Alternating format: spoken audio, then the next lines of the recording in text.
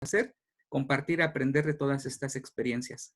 Pues agradezco a todos mis compañeros que están aquí presentes, docentes, coordinadores, estudiantes que también están conectados de la maestría. Muchas gracias por estar con nosotros esta mañana. Y el agradecimiento especial este día va para la doctora Lorena Córdoba y para el doctor Pere Comellas Casanova, que son los ponentes este día, donde van a hacer dos ponencias muy interesantes. Bueno, ellos van a hacerlo en su momento. Pues agradezco mucho este vínculo. Creo que es el primer vínculo que tenemos con España, ¿no? La facultad se caracteriza por vínculos internacionales, pero es el primero que tenemos con España y sobre todo con Barcelona. Y eso pues lo agradecemos también a la maestra Flor, que es la que estuvo muy constante para poder realizar este convenio y este vínculo de colaboración. Pues enhorabuena a todos. Siendo las 10 de la mañana con 8 minutos del 25 de febrero del 2022, damos por inaugurado este primer coloquio internacional. Enhorabuena. Muchas gracias. Muchas gracias, maestro Fernando. Muchas gracias por esta inauguración tan cálida. Gracias. Cedemos ahora el micrófono al doctor Mario Enrique López Gopar, quien nos acompaña y nos dirige también un mensaje de bienvenida y de introducción de estas 4 sesiones, que hoy es la primera que tenemos. Gracias, doctor. Muchas gracias, maestra Flor. Antes que nada, permítame saludar al maestro Orlando Fernando, nuestro director. Pere, también buenas tardes, ¿no? Para nosotros todavía buenos días acá y a todos y a todas las colegas de Barcelona por hacer esto posible. Sí quiero realmente, más que decir un panorama general, quiero agradecer muchísimo a la maestra Flor Ordóñez, ¿no? Ha sido realmente la fuerza, ¿no? El vigor para llevar a cabo todo esto, ¿no?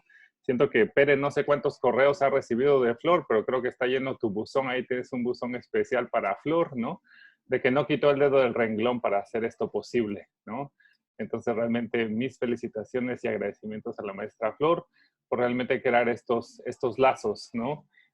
Que realmente nos unen. Creo que tanto Barcelona con Oaxaca compartimos un escenario de resistencia, ¿no? Ya conocemos, ¿no? La historia de los colegas, ¿no? De los compatriotas de Barcelona en esta resistencia, ¿no? A lo que ha sido una historia, ¿no? Por la lucha, ¿no? Por esta cuestión, pues hasta a veces debatible, ¿no? Independencia, pero sobre todo creo que de la valoración o poca valoración que ha tenido el catalán, ¿no? Y estar peleando por estas situaciones. Compartimos eso porque acá lo tenemos a la inversa con las lenguas originarias, ¿no? Pues con toda la historia de la conquista que pues ya conocemos y eso, ¿no? Entonces creo que sobre todo para mí lo importante es pensar en España mucho más allá de una historia de conquista, pensar que también allá hay grupos, ¿no? ¿No? Que están luchando por el reconocimiento, ¿no? Y que están resistiendo esto. Los temas que hoy, bueno, que en este coloquio tocaremos, ¿no? Van también muy conectados con nuestra maestría en educación crítica de lenguas, ¿no? Las 4 áreas que manejamos, cuestiones pedagógicas, cuestiones de multilectoescrituras, cuestiones de políticas lingüísticas, ¿no? Que son cuestiones que nuestros alumnos y alumnas y nosotros como docentes es nuestro quehacer, ¿no? Manejar toda esta situación, ¿no? Creo que el día de hoy debemos relajarnos, ¿no? Y escuchar a 2 grandes ponentes, ¿no? Y creo que empezaremos a buscar puntos de encuentro, ¿no? Estoy seguro que encontraremos en estas 2 ponencias, más que diferencias, puntos de encuentros donde nos daremos cuenta que nuestras realidades no son tan diferentes, ¿no? A pesar de estar tan lejos y eso, pero tenemos un común denominador, ¿no? Que es un ente español, un castellano, ¿no? Que en muchos sentidos, por una parte, se puede ver como una lengua que unifica, pero también como una lengua hegemónica en nuestros 2 contextos, ¿no? Entonces, bienvenidos y bienvenidas, ¿no? Y otra vez, enhorabuena por esto, gracias al maestro Fernando siempre por su apoyo, ¿no? Y sobre todo, pues a la maestra Flor que nos trae a todos a raya, ¿no? Y que nos organiza, ¿no? Creo que también es bueno decirlo, que en mi caso preferí que una alumna de maestría presente en lugar de mí, porque pues también queremos que conozcan el trabajo de nuestros egresados de eso. Entonces creo que es muy importante porque también lo que queremos es conectarnos a través de nuestros jóvenes y jóvenes que realmente tienen mucha más energía, mucha más visión que nosotros en muchos sentidos, ¿no? Pues enhorabuena. Muchas gracias otra vez, Lore, y muchas gracias, Pere, por sus ponencias. Estaré acá disfrutándolas. Muy buenos días a todos y enhorabuena. Muchas gracias, doctor Mario, nuestro profesor de tiempo completo, docente, investigador y líder del CALAC. Muchas gracias. Es así como damos inicio, entonces, a la primera sesión de este primer coloquio internacional. Creo que vale la pena decir que hoy es primera sesión, 25 de febrero.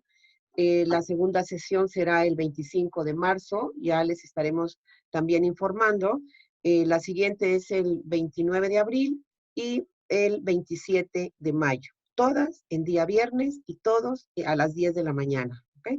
Entonces ya estaremos también informando en la página de posgrado, de comunicación social, de Twitter y las páginas oficiales de idiomas. Muy bien, pues el día de hoy nos acompaña en esta ponencia el doctor Pere Comellas y la doctora Lorena Córdoba Hernández. Presento primero al doctor Pere Comellas, quien está aquí con nosotros y es el primero que inicia el día de hoy. El doctor Pere Comellas Casanovas es profesor de estudios portugueses de la Universidad de Barcelona y miembro del grupo de estudio de lenguas amenazadas GELA, dirigido por la doctora María Carme Jungent, del Centro Universitario de Sociolingüística y Comunicación, dirigido por el doctor Emily Box Faster. Es traductor literario de portugués al catalán. Sus áreas de interés se centran en la enseñanza de portugués como lengua extranjera, la diversidad lingüística y su preservación, las ideologías lingüísticas y otros temas relacionados con la antropología lingüística, así como la traducción literaria. Obtuvo el 5º premio de traducción Giovanni Pontiero 2005 y el 17º en 2017 y el 17 en 2017, así como el 4º premio de traducción Pen Club en 2019. Sus publicaciones más recientes son Comellas, Ecosistema Lingüístico Catalán y los discursos contrarios. Revitalización, Revista de Letras Universidades de Federal de Ceará, 37-2018. Y así tiene varias publicaciones. Jungent Carmen, la transmisión de las lenguas filipinas a Cataluña. Jungent Comellas, Antropología Lingüística Madrid, síntesis 2019. Comellas y Jungent, El color de la NU, las lenguas, las personas y el Mon Vic Eumó 2021. No es mi lengua materna, por eso he pronunciado de esta manera desde el español. Muchas gracias. Y terminando la presentación del doctor Pere, leeré la semblanza de la doctora Lorena. También quiero decir la dinámica, cómo va a estar esta primera ponencia. El doctor Pere mencionará su tema de estrategias de la sociolingüística contra los prejuicios lingüísticos. Él va a estar hablando y ustedes pueden hacer sus preguntas si tienen alguna duda, si tienen alguna inquietud, si tienen algún comentario que se vincule con la plática del doctor Pere. Entonces, estoy de moderadora en esta primera sesión. Cualquier pregunta, duda o inquietud que tengan y que esté en el chat, vamos a interrumpir al doctor Pere, así hemos acordado, para que él nos responda y podamos continuar este coloquio. Si no hay dudas, está bien, puede ser al final también, ¿ok? Solo es una propuesta. Pues muchas gracias. Damos inicio, doctor Pere Comellas. Gracias. Muchas gracias, Flor. Buenos días a todos. La verdad es que, bueno, primero quiero agradecer particularmente a Flor todo el trabajo que le ha llevado, las preocupaciones, etcétera, esta organización. Realmente comprendo que es difícil a través de la distancia. Sé que él ha tenido que tener mucha paciencia con nosotros y la ha tenido, y por lo cual le agradezco mucho a ella y a todas las personas de la Universidad Autónoma Benito Juárez. Es un placer estar aquí con ustedes. Y al mismo tiempo, la verdad es que me siento muy feliz y muy avergonzado porque le comentaba a la maestra Flor que mi presentación es muy básica, muy introductoria, y la verdad, estar delante de todos esos doctores, investigadores que probablemente van a a encontrar que solo digo 4 obviedades, pues me da un poco la verdad, de vergüenza, por lo cual pido disculpas, una captatio inicial, porque realmente mi idea era de plantear cosas muy básicas y por lo menos como pretexto para discutir después o para comentar con todos ustedes.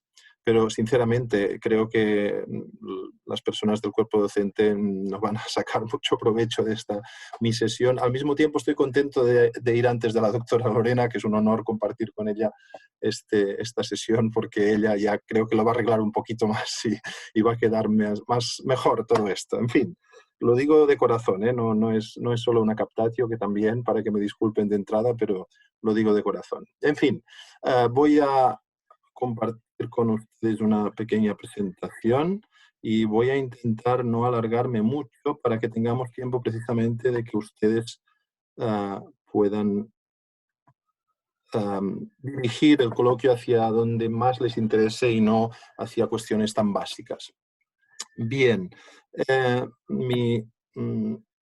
no sé ni pasar página. Ahora, mi primera diapositiva simplemente recoge una afirmación de Susan Gall y Judith Irving, dos eminentes lingüistas, que creo que marca bien lo que quiero discutir con ustedes. Las afirmaciones sobre el lenguaje nunca son solo sobre el lenguaje y nunca son solo afirmaciones.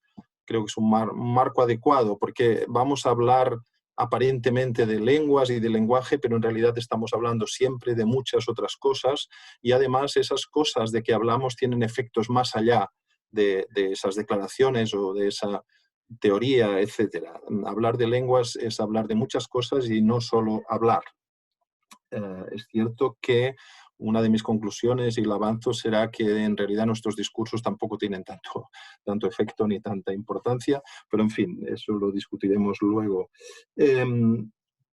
Como personas, a pesar de todo, que en cierta medida disfrutamos de un cierto capital simbólico, creo que no debemos perder nunca de vista esa afirmación inicial de Gall y Irving, porque en nuestra modesta dimensión efectivamente tenemos un espacio de discurso que no es, digamos, el más habitual, ¿no?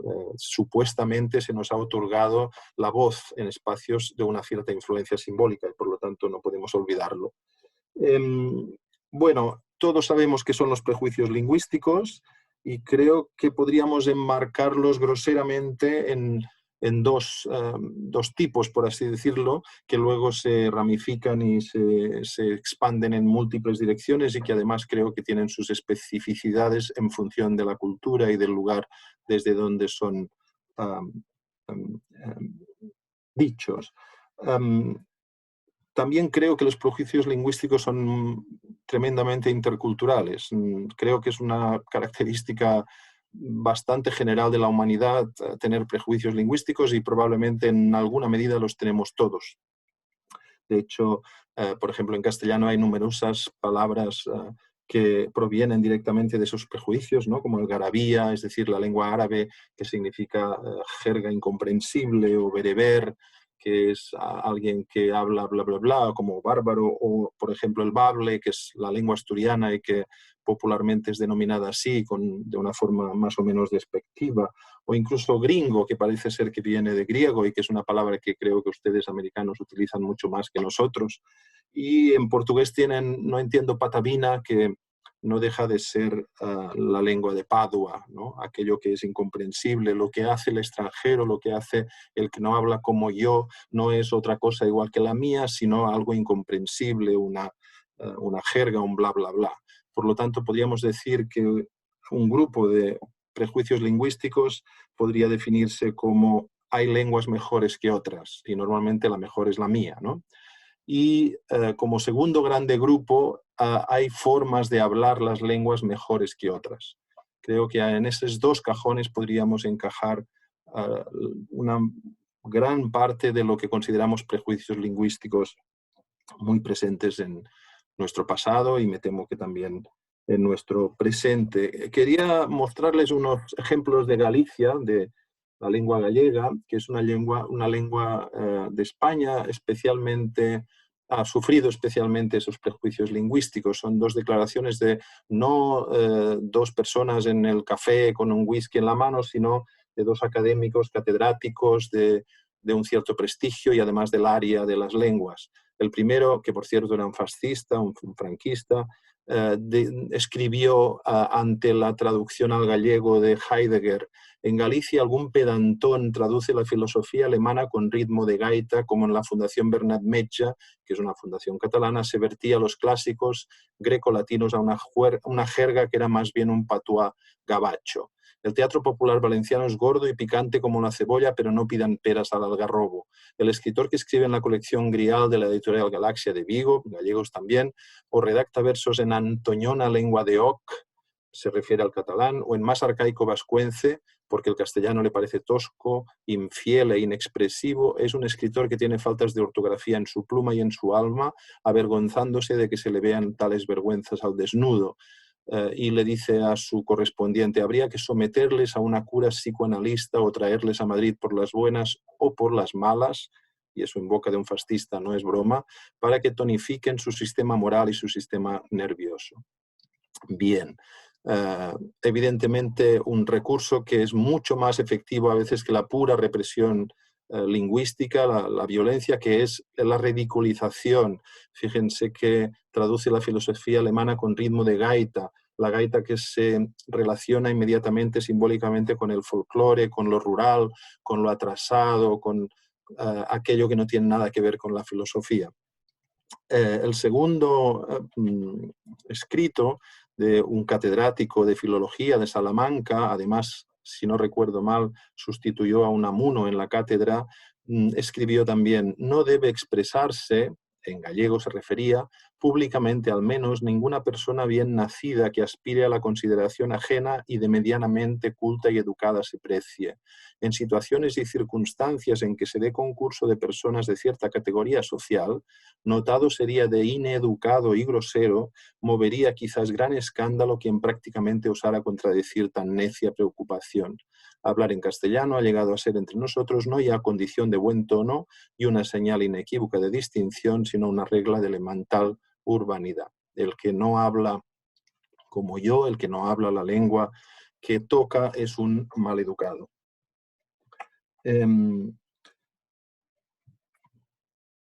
¿Quién perjudican esos prejuicios o contra quién van esos prejuicios que hemos resumido con hay lenguas mejores que otras o hay formas de hablar una lengua mejores que otras? Dice Rosina Lippi-Green, una especialista que conocerán en justamente prejuicios lingüísticos en los Estados Unidos: el objetivo de los procesos de subordinación lingüística no es toda la variación. El problema no es que las lenguas presenten variación, que la presentan inevitablemente.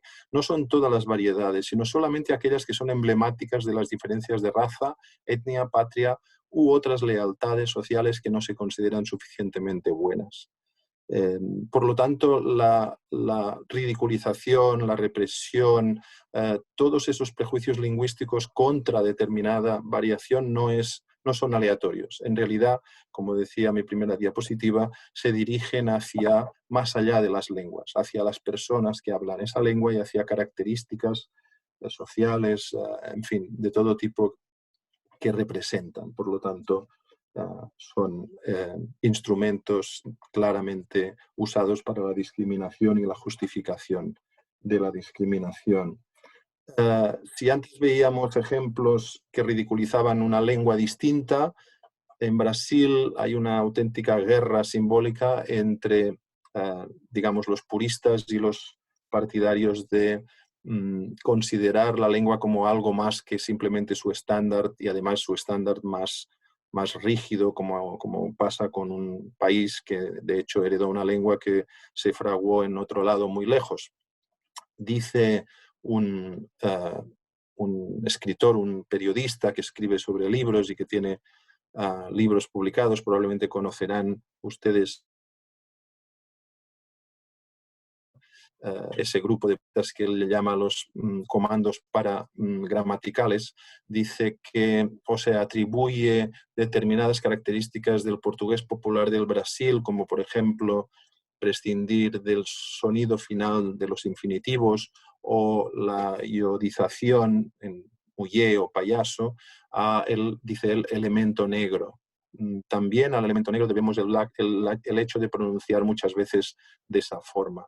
Bueno, Marcos Baño mismo, evidentemente, gracias a la lingüística, y aquí es una idea de esta mi charla, ¿no? En teoría la lingüística debería servir para desmontar ese tipo de ideas, pues pone en evidencia a través de la comparación interlingüística que atribuir a un supuesto elemento negro esa característica es una solemne tontería. La despalatización, que como lea, fenómeno que se produjo en la historia del francés y que está ampliamente representado en diferentes variedades del castellano habladas en España y en países de América Central y del Sur. No me consta que esas lenguas hayan recibido influencia negra, ni mucho menos bahiana. De hecho, en catalán pronunciamos los infinitivos exactamente como en portugués del Brasil, es decir, sin ese sonido de R final, y sin embargo creo que la influencia del elemento negro, sea eso lo que fuere en el catalán, no es muy clara. Por tanto, lo que quiere transmitir ese prejuicio es los negros nos estropean la lengua. Esa es la idea. Otra idea de un ilustre representante de esos comandos paramilitares, Napoleón Méndez de Almeida: los delincuentes de la lengua portuguesa, dice, refiriéndose a los lingüistas, convierten el principio histórico "quien hace la lengua es el pueblo" en verdadero lema para justificar el desprecio por su estudio, su gramática, su vocabulario. Cocineras, niñeras, limpiabotas, ladronzuelos, vagabundos, criminales son los que deben figurar, según esos derrotistas, como los verdaderos maestros de nuestra sintaxis y legítimos defensores de nuestro vocabulario. Es decir, ¿quién es el pueblo para Napoleón Méndez de Almeida? Pues el pueblo son las niñeras, las cocineras, reparen en el elemento de género, limpiabotas, ladronzuelos, vagabundos y criminales. Evidentemente no podemos dejar la lengua en manos de ese pueblo. Se pone en evidencia de una forma, diría, brutal, el clasismo extremo de esas afirmaciones. ¿Cómo afectan esos prejuicios lingüísticos? ¿Son inocuos? En absoluto. Dice Lippi Green, me olvidé de poner la cita al pie, perdonen, pero la gente pierde trabajos y los niños en edad escolar son menospreciados porque su idioma nativo les dificulta diferenciar entre los sonidos L y R. Se está refiriendo a muchas lenguas asiáticas en los Estados Unidos, porque su entonación es latina o porque dicen y'all en lugar de all of you o ax en lugar de ask. Evidentemente la lingüística hace mucho tiempo que nos dice que no tienen nada de mejor intrínsecamente all of you respecto a y'all o ask respecto a ax. Por cierto, todo fenómenos muy frecuentes en muchas lenguas y muy explicables lingüísticamente, y sin embargo continúan siendo estigmas sociales simplemente porque se asocian a determinados grupos, a determinadas clases sociales. Simplemente con la comparación interlingüística es suficiente para desmontarlos. Sin embargo, también la lingüística ha sostenido a menudo a lo largo de la historia prejuicios graves y muy poco fundamentados a pesar de sus pretensiones científicas. Esa cita de Darwin me parece muy interesante y a menudo se la someto a mis alumnos porque en realidad creo que Darwin era ciertamente, además de un grandísimo pensador, un pensador honesto, no como el siguiente que veremos. Y por lo tanto su forma de verlo realmente probablemente no esté directamente sujeta a una conciencia de defender determinados intereses, etcétera, sino que simplemente refleja el sentido común histórico de su época. Dice Darwin, la construcción perfectamente regular y maravillosamente compleja de las lenguas de muchas naciones bárbaras se ha propuesto a menudo como prueba, ya sea del origen divino de estas lenguas o del elevado arte y antigua civilización de sus fundadores. Así escribe von Schlegel, en aquellas lenguas que parecen estar en el grado más bajo de las culturas intelectuales. Fíjense en la jerarquización de las culturas, hay grados bajos y grados altos. Frecuentemente observamos un grado muy alto y elaborado de arte en su estructura gramatical. Es decir, no lo dice abiertamente, pero es curiosamente esos bárbaros tienen unas lenguas extremadamente complicadas. Dice, este es especialmente el caso del euskera y el lapón, el vasco y el lapón, y de muchas de las lenguas americanas. Pero Darwin, ante esa evidencia que Schlegel ve, a pesar de él mismo o a pesar de su prejuicio en cuanto a esa gradación de culturas, no la interpreta como un indicio, un síntoma de sofisticación, sino que dice es indudablemente erróneo hablar de cualquier lengua como de un arte, en el sentido de haber sido elaborada y metódicamente formada. Y aunque esa afirmación probablemente sea acertada, y efectivamente no podemos hablar de una lengua como de un arte, me pregunto si Darwin, con toda su potencia intelectual, habría dicho lo mismo si en lugar de esas lenguas bárbaras ser extremadamente interesantes en cuestiones gramaticales, etcétera, hubieran sido extremadamente simples. Probablemente ahí sí hubiera aceptado que había una relación directa entre la sofisticación de la lengua y la sofisticación cultural. Por cierto, los vascos salen con frecuencia en el siglo XIX como ejemplos de bárbaros. Aquí, sin embargo, Meinhof no creo que se le pueda suponer la honestidad de Darwin. Meinhof era un racista y un filonazi que, a pesar de ello, era un gran bantuista, un estudioso de las lenguas africanas del grupo bantú y, sin embargo, sus prejuicios le impiden o le fuerzan a determinadas interpretaciones. Cuando en bantú, a diferencia de las lenguas sudánicas, no hay una simple denominación de las cosas, sino una división de conceptos en categorías generales determinadas, esto es obra del juicio, de la inteligencia. Aquí no se utiliza solo el pensamiento, sino que se agudiza el juicio y, por tanto, se tiene el derecho de designar el bantú como la lengua más elevada. Es decir, me doy cuenta de que esas personas utilizan una lengua que contiene elementos que yo considero muy elevados. La obra de arte que es esta gramática no habría podido ser concebida por las clases negras inferiores. Puesto que yo considero que hay clases negras inferiores, me parece inconcebible que esas clases inferiores hayan generado una lengua tan sofisticada. ¿Cuál sería, por lo tanto, la explicación? Fue llevada a África por los amos de los Urbanto e impuesta a los negros dominados. Como muy bien señala Robert Armstrong, esa era la mentalidad de muchos europeos que iban a África a estudiar las culturas. La gran mayoría de europeos que venían a África aceptaban como axiomático que los pueblos negros eran incapaces de inventar o producir cualquier cosa que fuese interesante, sutil o compleja. Cuando, por consiguiente, se encontraban cosas interesantes, sutiles o complejas en lugares como África Occidental, el problema de la ciencia era descubrir de qué lugar de fuera de África había llegado y qué gente blanca lo había llevado allí. Creo que son manifestaciones de prejuicios en estado puro.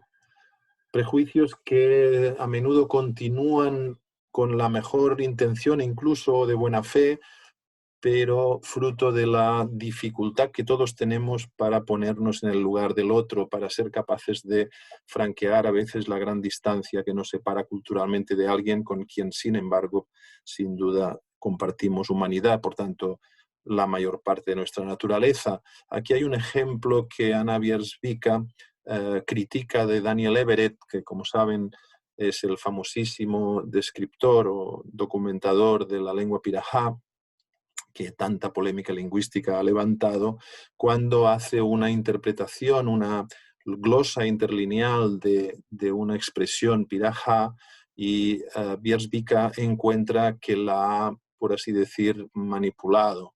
y dice, decir que esa expresión ti ogi significa literalmente mi grandeza en lugar de nosotros, porque en su contexto podríamos ver que efectivamente se usa como el pronombre personal, es como decir que en inglés to understand significa literalmente pararse debajo, es decir, descomponer esa palabra inglesa en sus dos partes componentes que evidentemente no tienen nada que ver con su significado actual.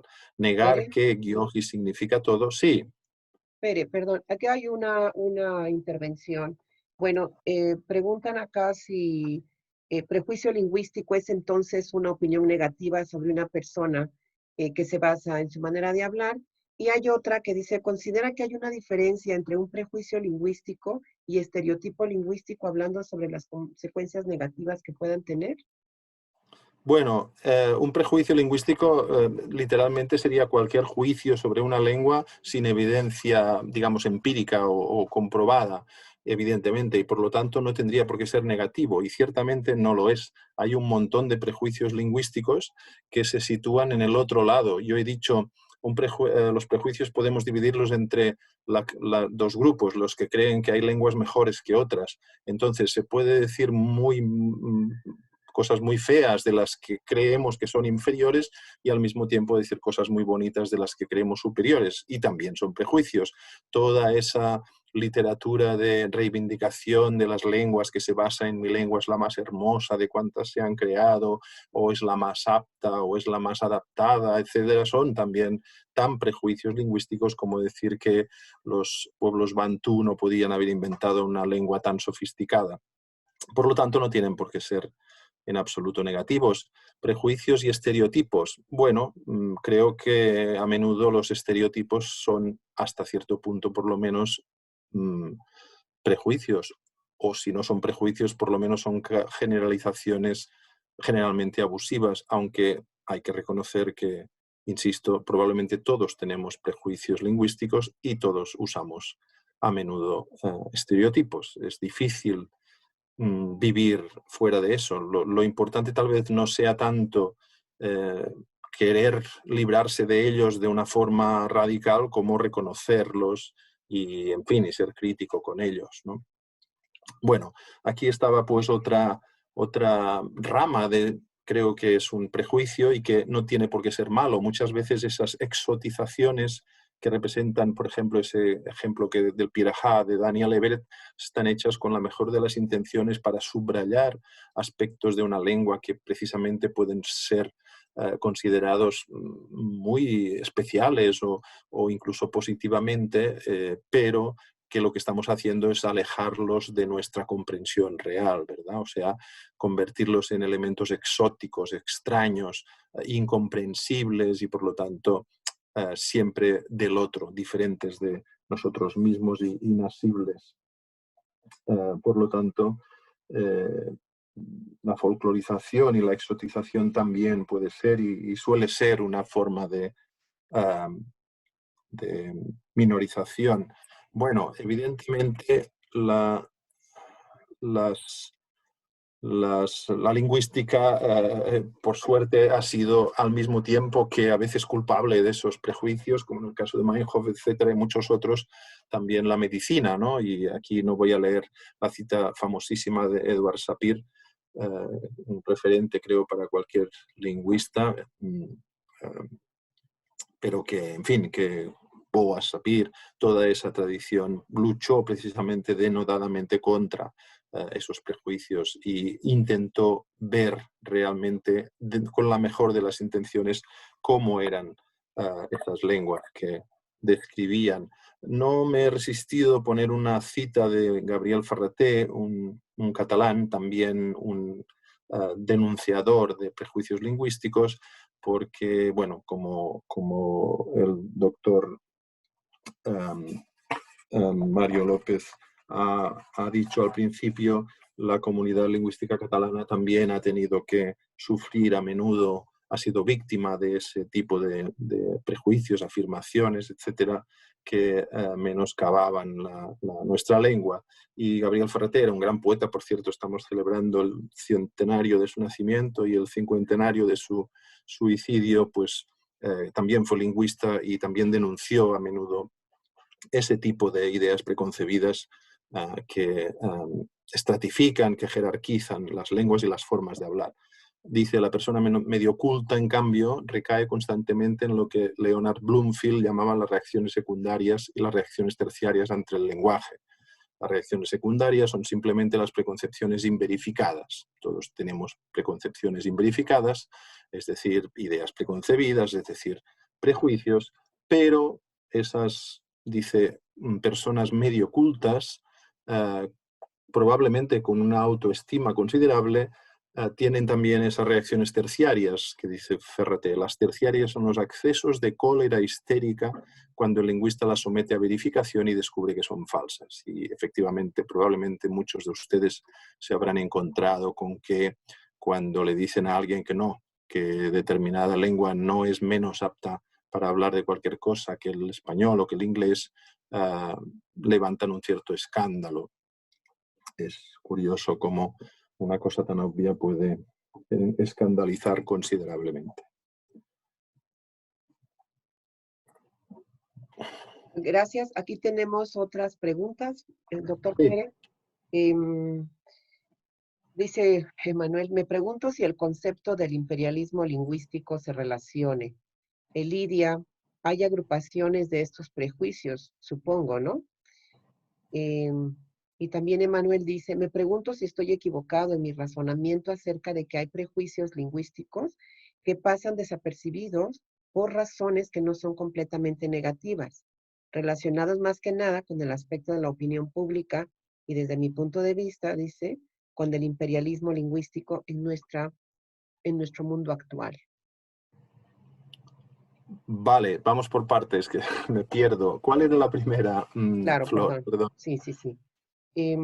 Me pregunto si el concepto del imperialismo lingüístico se relaciona. Bueno, yo creo que el imperialismo lingüístico, que creo que es un tema bastante actual, aunque parezca que el colonialismo es cosa de la historia, lo que construye son discursos de prejuicio lingüístico para justificar sus acciones. Es decir, si no hay una jerarquización de las formas de hablar, si no se considera que hay lenguas mejores que otras, es bastante injustificable o bastante difícil de comprender cómo se pueden aplicar políticas de imposición de esas lenguas. Antes de convencernos de que todos debemos hablar inglés, tienen que construir algún discurso para justificar que el inglés es mejor que el catalán o que el zapoteco, ¿no? Entonces, más que... O sea, creo que es evidente que hay una relación entre imperialismo y prejuicios lingüísticos. Los discursos jerarquizadores se construyen como justificación de ese imperialismo, creo. ¿Cuál era la...? Flor, no tienes el micro puesto. Gracias, me pasa seguido. Gracias por su pregunta. ¿Hay agrupaciones de estos prejuicios, supongo? Bueno, la verdad, me imagino que se pueden clasificar de muchas formas. A mí me ha parecido grosero, pero efectivo hacer esa distinción, ¿no? Por una parte hay una jerarquización de lenguas, aunque todos sabemos que es muy difícil definir qué es una lengua, pero, en fin, es un concepto que funciona socialmente con mucha efectividad.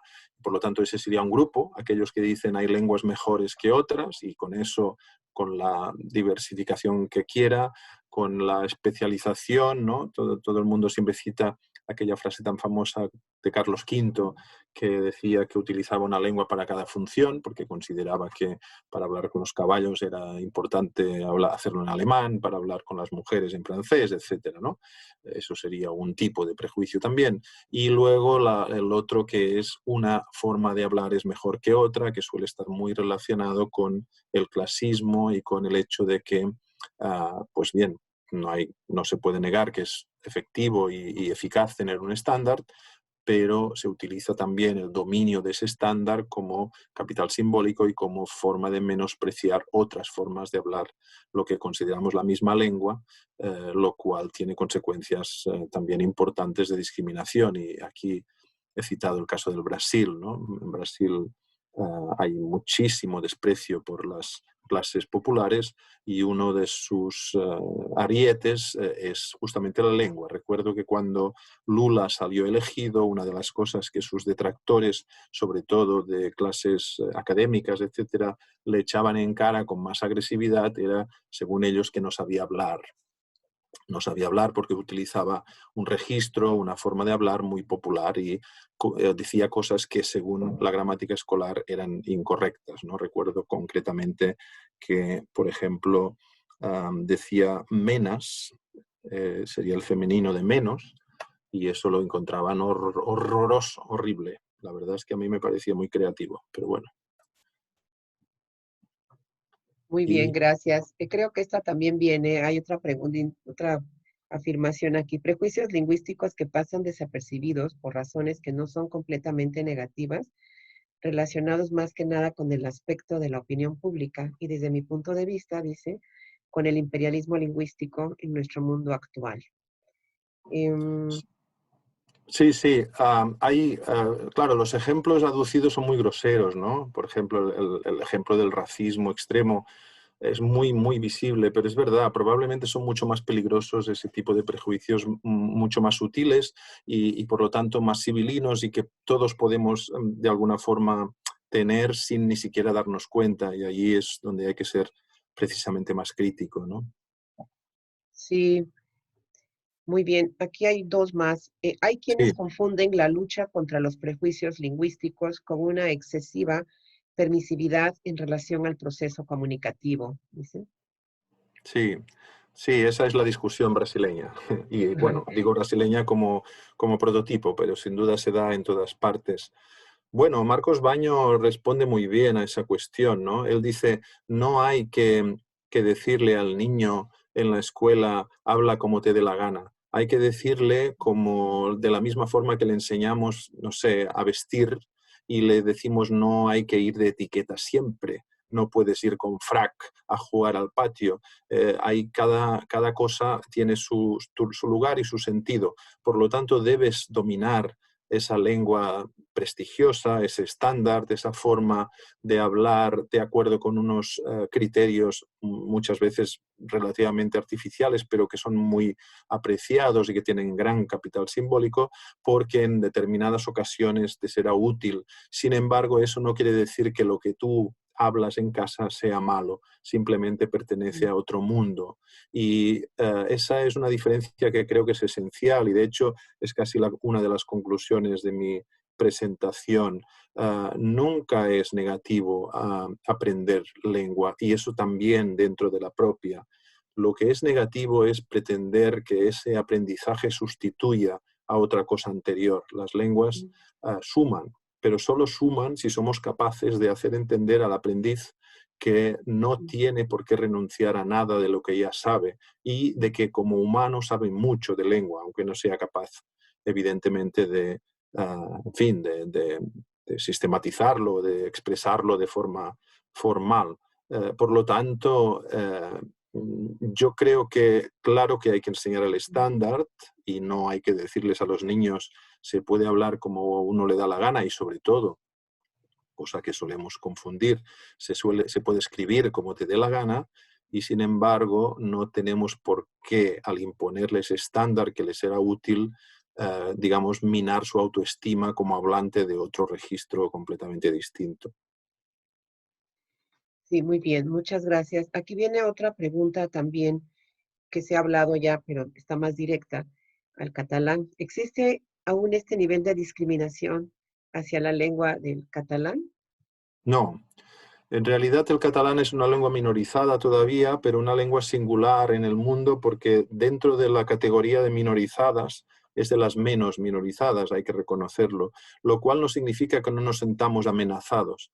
En nuestro caso, ahora el catalán tiene un relativo prestigio, claro que tiene críticos, etcétera, pero su problema no es tanto simbólico como simplemente digamos, de disolución. Hay cada vez menos porcentaje de hablantes, con lo cual esa disolución hace que el castellano se imponga de una forma digamos, por hegemonía social. Eso tiene obviamente unas razones históricas que sí que tienen que ver con la imposición, etcétera, pero hoy en día, por lo menos es mi opinión, ciertamente no es por causa del prestigio.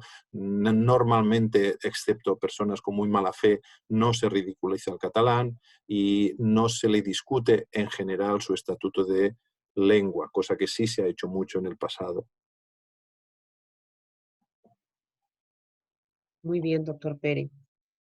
Muchas gracias Bueno, por su respuesta. sí, simplemente aquí lo que quería decir precisamente es que gracias a la sociolingüística, y ese debería ser el núcleo de la charla, ¿verdad? Hemos entendido que, por ejemplo, un problema como el poco éxito escolar muchas veces tiene que ver con cuestiones que de alguna forma se relacionan también con las lenguas y con la gestión de las lenguas, pero que son en realidad consecuencia de una situación social. Y aquí se podría recordar la famosa teoría del déficit, ¿verdad? Que fue muy desacreditada precisamente porque parecía culpar a la forma de hablar de los niños de determinadas clases sociales por su fracaso escolar. Bueno, esta cita tampoco se la leeré, supongo que si les interesa a Flor les pasará el documento, pero sí quiero mencionar al doctor Juan Carlos Moreno Cabrera, que es catedrático de la Universidad Autónoma de Madrid y que, digamos, es un gran defensor de la diversidad lingüística en un contexto en que no siempre es bien comprendido porque, en fin, como probablemente saben, pues Madrid es el centro de poder de España y la universidad no es siempre lo sensible que parece que debería ser con respecto a estas cuestiones. Lo que plantea el doctor Moreno Cabrera es que, bueno, es simplemente manipulador decir que la única forma de convivir es a través de una sola lengua. El otro día en un instituto hacíamos una charla para conmemorar el Día de la Lengua Materna, por cierto, un concepto muy controvertido también, y en un espacio extremadamente multilingüe, porque también probablemente sabrán que en España ha habido en los últimos 20 años una inmigración internacional enorme y por lo tanto disfrutamos en las clases, en las aulas de secundaria de pues, grupos que hablan entre 20 personas, pues 15, 18, 23 lenguas, incluso porque muchos de ellos son muy políglotas. Y uno de ellos decía, yo creo que deberíamos hablar todos la misma lengua. Sería mucho más práctico, nos entenderíamos mucho mejor. Claro, la pregunta que se imponía es muy bien, pero ¿aceptarías que fuera, por ejemplo, el catalán? Bueno, no, eso no, porque no, el catalán no. Es decir, era evidente que es una contradicción que fácilmente caeríamos todos, ¿no? Bueno, aquí abunda un poquito en esa idea Francesc Xavier Vila, sociolingüista catalán también, que cita, hace mención de la diferencia entre inmersión y submersión. Durante una parte importante del siglo XX es cierto que se dijo y todavía se dice que la educación ideal es la educación en lengua materna, lo cual no es ninguna mentira, sin duda, pero habría que matizarlo porque, por ejemplo, en situaciones tan frecuentes hoy en día de extremo multilingüismo, es de hecho prácticamente imposible educar en lengua materna, pero lo que se vio justamente con la inmersión lingüística en la educación, etcétera, fue que el problema no era necesariamente educar en una segunda lengua, el problema era educar en una segunda lengua y exigir que todo el bagaje cultural y lingüístico que los alumnos llevaban a la escuela tenía que ser arrasado. Y para ello se utilizaron todo tipo de métodos muy crueles. Eso sí suponía un gran perjuicio y minaba la autoestima, etc. Evidentemente los canadienses anglófonos que accedieron a una educación en francés de forma inmersiva no tuvieron nunca ese problema porque a nadie se le ocurrió, nadie se le pasó por la cabeza en las escuelas canadienses de inmersión decir que el inglés era una porquería, que el inglés no servía para nada, cosa que sí se suele hacer con las lenguas, digamos, minorizadas que llegan a la escuela y que no están presentes en absoluto en ese entorno. Solo para acabar, y creo que ya me he alargado más de mis 40 minutos, disculpen, simplemente quería insistir en esas dos ideas. Todo conocimiento situado que les voy a contar, ustedes son, me contaba Flores, estudiosos de la teoría crítica y de la sociolingüística crítica y de la Escuela de Frankfurt y todo eso tan complicado, por lo tanto, que les voy a contar, pero creo que esa es una idea crucial de la teoría crítica. No existe el conocimiento en la ciencia sépticos, todo conocimiento es acción también, y eso va por todos nosotros, no solo para los que han formulado esos prejuicios que incluso ahora nos parecen ridículos, porque probablemente nosotros también estamos proyectando prejuicios y por lo menos honestamente hay que intentar reconocerlos. Y más que los discursos, más que las ideas, el otro día también un psicólogo valenciano insistía en eso, lo importante es transmitir modelos. Nosotros podemos contar maravillas de la diversidad lingüística o podemos contar maravillas de la lengua indígena local, pero como maestros, si no la utilizamos, si a la hora de la verdad nos pasamos al castellano, el estudiante entenderá perfectamente que el discurso favorable a la diversidad es bla, bla, bla, y que lo que importa es lo que hace el maestro, y es eso lo que hay que imitar. Decía este psicólogo, Ferran, no me acuerdo ahora del nombre, que nadie en España, por ejemplo, ha hecho ningún tipo de publicidad ni ningún discurso justificativo de los tatuajes. Sin embargo, en los últimos 20 años, todo el mundo se tatúa. Hace 20 años era una cosa propia solamente de los presidiarios y de las clases más bajas, pero determinadas personas que disfrutan de una importancia simbólica en la sociedad, como pueden ser los futbolistas, etcétera, empezaron a mostrar tatuajes. No hizo falta ni una sola palabra para legitimar esa práctica. Por lo tanto, insisto, más que los discursos, más que las ideas, lo importante es transmitir modelos. Muchas gracias por su paciencia. Excelente, pues muchas gracias, doctor Pere. Creo que quedó muy claro, hubo mucha participación y acá tenemos todavía otra, qué triste que existan menos personas que hablen esta lengua, dice en cuanto al catalán. La inmersión lingüística es la que tiene una naturaleza integradora, entonces, y la submersión es la persona la que debe dejar atrás su valor cultural para adquirir la cultura y lengua del grupo mayoritario. Dice acá. Sí, exactamente. La idea de la tradicional educación colonial, digamos, era los niños llegaban a la escuela y se les presuponía, algo que el maestro sabía perfectamente que no era así, un dominio perfecto de la lengua colonial. Y se les trataba como niños franceses. Evidentemente, un niño bambara en la escuela no entendía absolutamente nada desde el primer minuto. Pero el maestro no hacía ningún tipo de esfuerzo, al contrario, le prohibía hablar su lengua, etcétera. En cambio, en la inmersión, aparte de que el planteamiento ya es totalmente distinto, porque, bueno, nació en Canadá y parte, como decía, precisamente de la necesidad de determinadas personas anglófonas, es decir, de la lengua dominante, de no quedar relativamente apartadas de ciertas prácticas sociales, porque en Quebec es importante también saber francés, con lo cual ya la cosa es muy distinta, pero el maestro es perfectamente consciente de que sus estudiantes no tienen como lengua primera la lengua que les va a enseñar y por lo tanto utiliza estrategias de aproximación y de aprendizaje que no dejan que el niño se pierda. Además, en la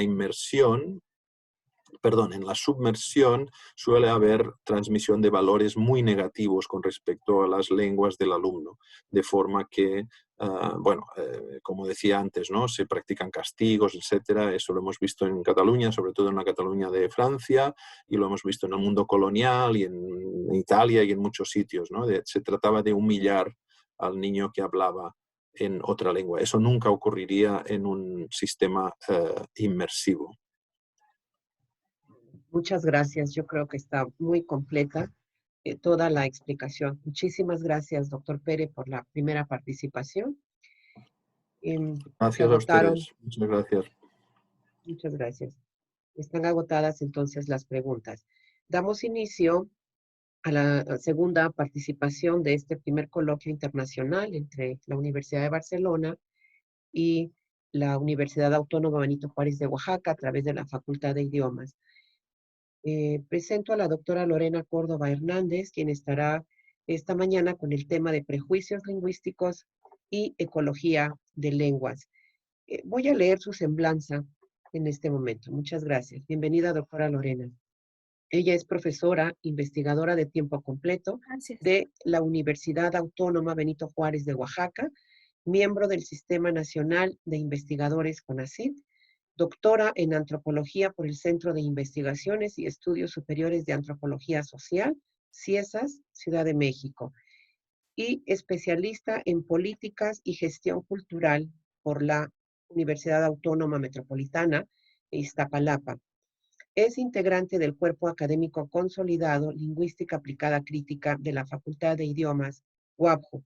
Sus líneas de investigación giran en torno al desarrollo de políticas culturales y planificación lingüística hacia lenguas de frontera y en riesgo de desaparición, revitalización lingüística desde la intervención comunitaria, análisis del discurso en el contexto de la interculturalización del Estado, así como la producción y consumo de bienes culturales para el fortalecimiento de los derechos lingüísticos y culturales de los pueblos indígenas, literacidad y paisaje semiótico. Bienvenida, doctora Lorena.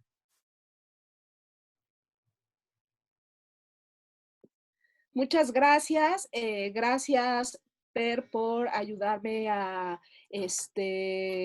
dar las definiciones de prejuicios, ¿no?, lingüísticos. Creo que eso ayuda.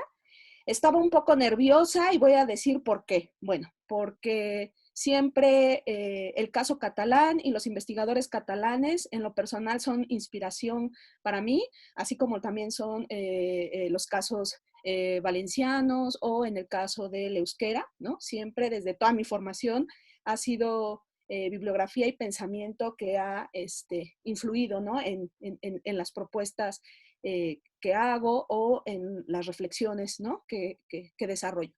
Y otra de las cosas es porque, lo voy a contar aquí públicamente, me está escuchando dentro de los participantes mi profesora de licenciatura, ¿no? Entonces mi profesora Judith Vergara está por ahí, ¿no? Y también, pues, gran parte de su trabajo en licenciatura, no les voy a decir hace cuántos años, pues influye mucho también en este pensamiento y en estas ideas, ¿no? Entonces, muchísimas gracias, Pere, y muchísimas gracias también, Judith, por estar aquí, y bueno, a todos los que están aquí para escuchar esta reflexión. Cuando propuse esta ponencia y sobre todo el tema, estaba yo pensando un poco en cómo observaba yo el análisis de los prejuicios lingüísticos en el contexto mexicano, ¿no? Y cómo hay una necesidad de hacerse preguntas básicas y, como decía Pere, de regresar incluso a autores clásicos, a sociolingüistas clásicos, ¿no?, que han inspirado muchos de los discursos contemporáneos en torno a la revitalización, en cuanto al reconocimiento de la minorización de las lenguas, etc.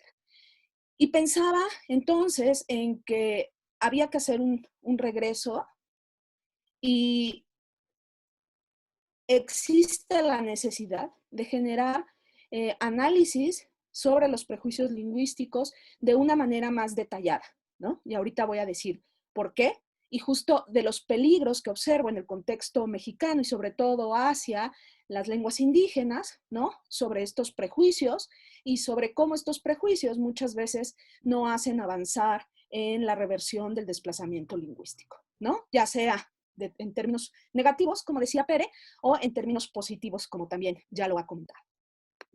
Muy bien. Como muchos conocen, ¿no?, tanto los estudiantes que han estado conmigo como mis colegas, yo parto mucho de la perspectiva ecológica de las lenguas, ¿no? Para mí, algo que ha sido importante es primero entenderme, ¿no? Entenderme yo, qué estoy entendiendo sobre lenguas, ¿no?, sobre revitalización, sobre conceptos como diglosia, ¿no? La diglosia conflictiva, ¿qué estoy entendiendo y desde dónde lo estoy analizando? En ese sentido, la perspectiva ecológica me sirve como para imaginar y al mismo tiempo definir estas perspectivas, ¿no? En torno a la lengua, en torno a los hablantes y sobre todo en torno al ambiente social, ¿no? O el medio ambiente en el que se encuentran interactuando estos hablantes utilizando estas lenguas, ¿no? Cabe resaltar que esta perspectiva ecológica la conocí justo por Albert Bastardas, ¿no? Que también es un académico catalán, entonces, bueno, tiene sentido el que yo reconozca y esté nerviosa porque estén colegas catalanes escuchando esta perspectiva. En ese sentido, esta perspectiva parece ser como muy obvia, ¿no? Y parece ser como que, ¿para qué platicamos de algo que todos ya conocemos? Pero justo me gustaría que recordemos esta imagen, ¿no? De cómo hablantes, lenguas y medio ambiente están engarzados, ¿sí? Porque nuestros análisis tendrían que estar pensados en este engarce. Y nuestros análisis sobre los prejuicios lingüísticos tendrían, al menos en el caso mexicano, que privilegiar estos engarces. En primer lugar, y partiendo de la idea de los prejuicios, partiendo de las creencias que tenemos en torno a las lenguas, en el contexto mexicano y sobre todo con los promotores, con los estudiantes con los que he coincidido para trabajar, para generar proyectos, encontramos algunas ideas en torno a las lenguas que muchas veces son disonantes con el discurso a favor de las lenguas. Es decir, podemos encontrar discursos a favor de la diversidad lingüística que no toman en cuenta, por ejemplo, el contexto, que no están generados y cuyas acciones no están generadas para conseguir fines comunicativos específicos o metas comunicativas específicas, y lo que sucede es que empieza a quedar un discurso como una forma, ¿no? Que me gusta mucho eso de la lingüística estructural, que da una forma sin contenido, ¿no? Y en ese sentido, la perspectiva ecológica, por eso decía, cómo yo, Lorena, o cómo yo, investigador, o cómo yo, promotor o docente, entiendo o estoy concibiendo eso que llamamos lengua. La perspectiva ecológica, entonces, a mí me permite primero empezar a ver cuáles son mis prejuicios lingüísticos y también observar cuáles son los prejuicios, ¿no? O cuáles son las dimensiones de estos prejuicios que circulan en torno a las lenguas minoritarias. Lo que he encontrado, por ejemplo, aunque algunos autores e intelectuales indígenas dicen que no, yo he encontrado en los casos donde trabajo, por ejemplo, que existe, incluso en la población indígena, la perspectiva de que las lenguas indígenas mexicanas están delimitadas por el Estado-Nación mexicano. O sea, existen lenguas indígenas mexicanas, ¿no? No, pero también eso se habla en Guatemala. No, porque nosotros somos mexicanos. Y en ese sentido, entonces, las lenguas se empiezan a delimitar por prejuicios y por ideologías que están delimitadas por el Estado, ¿no? Entonces, soy muy multilingüista, estoy muy a favor de la diversidad, pero no digan que mi lengua no es mexicana, ¿no? Porque si no, hay problemas. En ese sentido, entonces, ¿cómo, no? Poder empezar a debatir sobre qué estamos entendiendo en torno a las lenguas, permite entonces conocer los prejuicios lingüísticos que tenemos y también actuar en consecuencia, ¿no? Esta idea también importante de que las lenguas, así sea en el ámbito digital, ¿sí? Tienen un espacio en donde se reproducen, ¿no? Un espacio virtual, ¿sí? En donde se reproducen, en donde hay personas que lo ocupan. Es decir, que las lenguas no son abstractas, no son entidades que andan por ahí pululando, ¿no?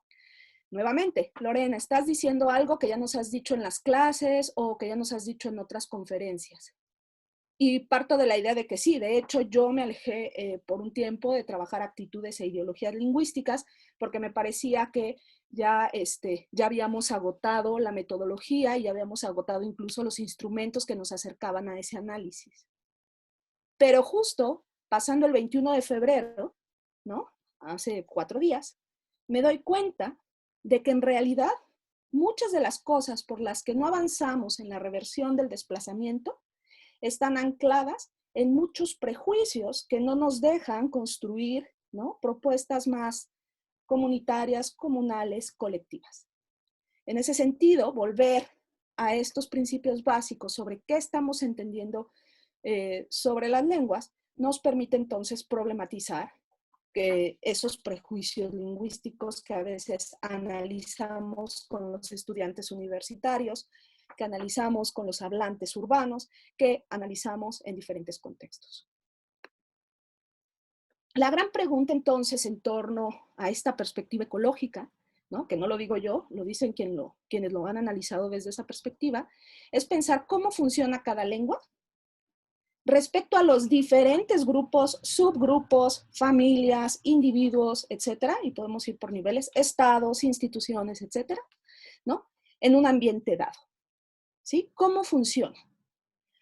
Uno de los peligros que empiezo a observar en la literatura que se está generando y que se ha estado generando en los últimos 10 años al menos, sobre prejuicios lingüísticos, sobre ideologías lingüísticas, sobre actitudes lingüísticas que tiene que ver con cómo la gente interactúa y qué valor o qué juicios de valor le otorga a las lenguas, es que se queda en un plano superficial y no analiza en realidad cómo está funcionando esa lengua con los hablantes, con el ambiente social, ¿no?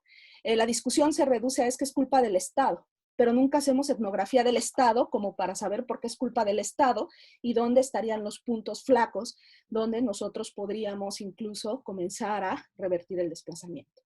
Entonces, ¿cómo funciona cada lengua con respecto a los diferentes grupos socioculturales en un ambiente dado? Nos podría acercar a estos prejuicios, ¿no? Pero también a la par de conocerlos, también conocer cómo podríamos modificarlos. Espero hasta aquí vaya quedando un poquito claro el planteamiento y puedo ir leyendo el chat si es que hay alguna pregunta, aunque creo que no. Muy bien. Aquí me gusta mucho esta cita. La puse así, tal cual, porque creo que materializa esta ausencia que observo en el análisis tanto de las situaciones sociolingüísticas, ¿no?, que Pere ya nos habló, y entonces también en torno al análisis de los prejuicios lingüísticos, ¿sí?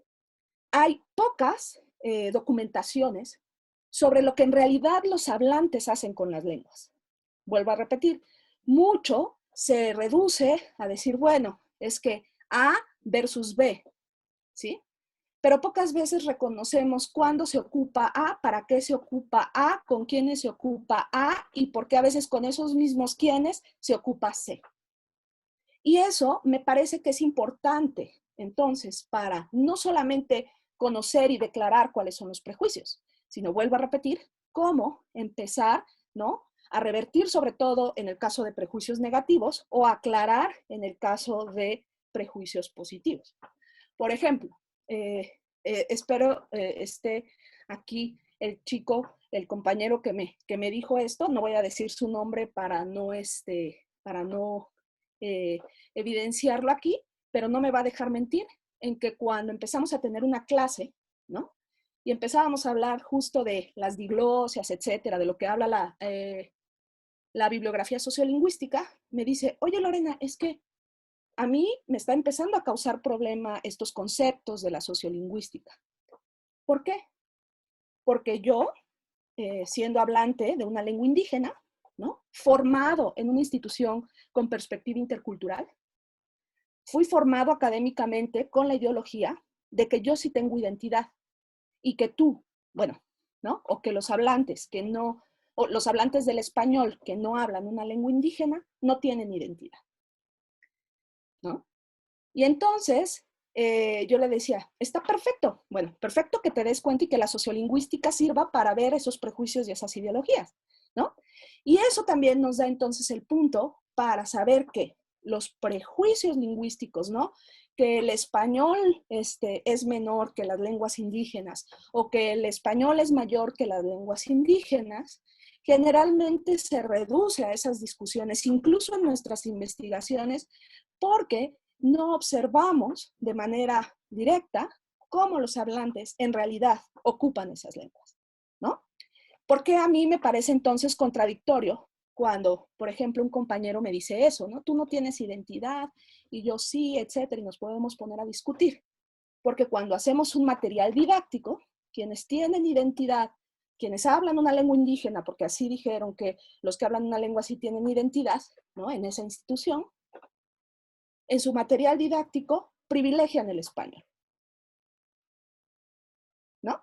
Entonces, he trabajado en el último año con materiales didácticos hechos por docentes, ¿no?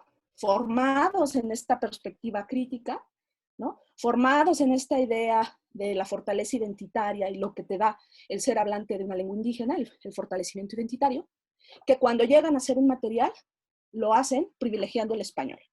Y desde el título hasta todo está descrito en español y solamente hay unos fragmentos en torno a la lengua indígena.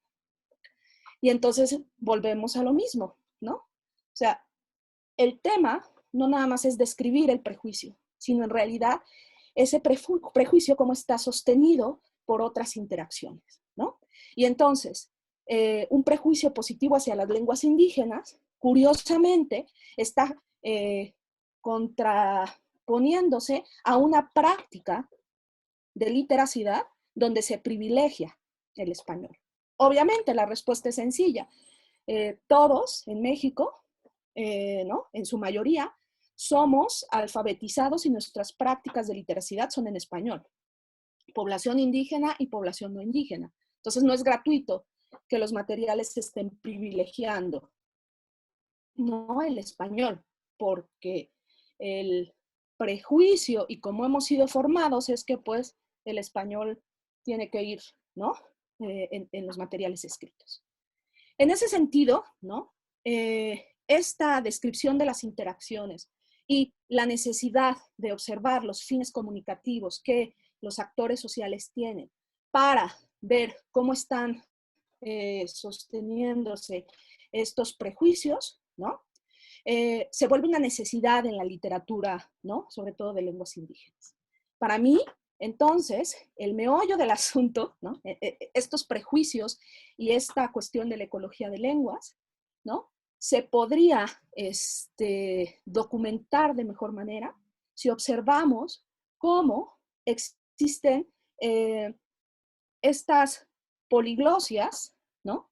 En torno a los usos de diferentes lenguas, ¿no? Doctora Lorena, hay Voy aquí, a, ajá, hay aquí unas preguntas y alguien pide permiso para prender el micrófono, para comunicar su duda. Entonces, ¿puede usted leer o le leo acá? O sea, ¿alcanza a ver no, aquí sí, el chat? Okay. estoy leyendo. Bueno, entonces, bueno, voy a acabar con esta idea y contesto las preguntas. Entonces, para mí, ¿no? Hablar de la ecología de lenguas no es hablar solamente en términos de que una lengua es un organismo que nace, ¿no? Crece, se reproduce y muere igual que los organismos vivos. No, no va por ahí esta perspectiva de la ecología de lenguas. Para mí, la ecología de lenguas tiene que ver con cómo los hablantes y las lenguas, y ahí empiezo a contestar una de las primeras preguntas, los hablantes y las lenguas interactúan en ambientes específicos, delimitados, ¿no?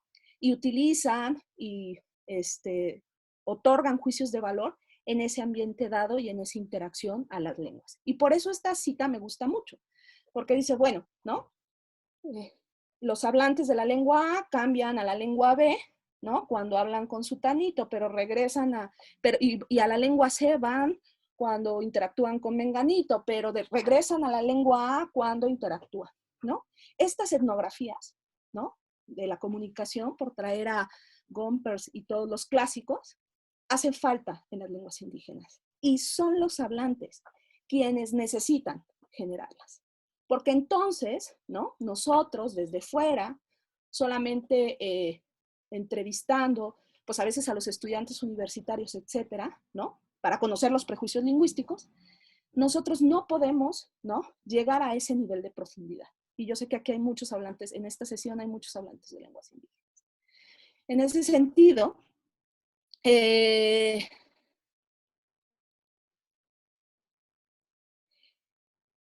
entonces, suponiendo que la diversidad puede ser deseable, esta puede la misma ser asumida sin prejuicio para la eficacia. Creo que Pere nos ha dejado en claro que todos estamos llenos de prejuicios y que casi sería imposible decir que vamos a terminar con los prejuicios lingüísticos negativos hacia las lenguas, ¿no? A lo que voy es más bien, si nosotros estamos a favor de la diversidad, tenemos que estar a favor de la diversidad en toda su plenitud. Vuelvo al ejemplo del compañero. Si el compañero dice que él sí tiene identidad y que yo no porque no hablo una lengua indígena, ¿no? Bueno, no me dijo eso, pero como ejemplo, entonces no necesariamente está a favor de la diversidad, ¿sí? Porque la diversidad es toda, no nada más es indígena, no nada más es étnica, también es religiosa, también es sexual, también es de otros tipos. Entonces, creo que todos tenemos prejuicios, ¿sí? Y lo deseable es que en procesos, al menos comunitarios, de reversión de desplazamiento, de reivindicación, etcétera, estos prejuicios negativos o estos prejuicios positivos que en realidad no nos permiten avanzar, puedan tener otra valencia, ¿no? Y poder tener un equilibrio, que sería lo deseable en la ecología de lenguas. ¿Quién quiere prender su micrófono? Por favor, Adriana Cruz, préndelo. Ok, muchas gracias. Bueno, mi duda es sobre lo que está mencionando aquí en la pantalla. Bueno, quizás son muchas dudas dentro de una, pero es sobre si hay algún problema en el tipo de interacción o el fin realmente con el que se puede dar esto. Porque, por ejemplo, aquí podría ser, como mencionaba, la parte de la diglosia y quizá alguna lengua adicional aparte, de la A a la B, ¿no? Pero puede haber quizá algún problema en el uso que se le da o la persona queriendo quizá hacerse notar más aplicando alguna lengua que no es, con el tipo de persona, por ejemplo, como ahí dice, visitantes ocasionales. Si usa quizá la lengua A, que podría ser una de sus lenguas nativas, con un visitante ocasional, se podría tomar mal dependiendo de la interacción, supongo. Bueno, del fin que le quiera dar, ¿no? Quizá de hacer menos a la otra persona o provocarle quizá una idea de falta de conocimiento, o se le tomaría como que podría ser correcto porque de alguna forma es su lengua nativa y él únicamente es un visitante. ¿Y cómo se tomaría? A ver, nosotros no somos quien para evaluar si es correcto o positivo o negativo lo que el hablante hace, ¿no? Nosotros analizamos, describimos y en la medida de lo posible proponemos cosas. Entonces, a nosotros no nos toca como tal evaluar si utilizó bien la lengua o si estuvo mal que la utilizara así porque hizo sentir menos al otro, etcétera. Más bien analizar cómo, ¿no? Y lo digo así porque si no, si partimos de la idea de que hay que denunciar exactamente todo en positivo y negativo, volvemos a caer en otros prejuicios, ¿no? Que no necesariamente ayudan a avanzar en el reconocimiento a la diversidad. Te voy a poner un ejemplo, espero no aburrirlos, déjenme ver el tiempo, pero, por ejemplo, este lunes me tocó estar con hablantes chocholtecos. Como saben, aquí en Oaxaca, el chocholteco es la segunda lengua con alto riesgo de desaparición, ¿no? Del estado, ¿no? Y cuenta con puros hablantes prácticamente adultos mayores y, bueno, con pérdida del oído, etc. Y algo que es bien interesante es cuando ellos hablan, ¿no? Que el chocholteco es importante, que el chocholteco debería de ser, ¿no? Reconocido, que el Estado ha tenido la culpa. Ya sabemos como el discurso a favor de la lengua, ¿no? Que se repite curiosamente en muchos grupos y con muchos promotores. Eso es curioso porque somos muy diversos y al final caemos en el mismo discurso.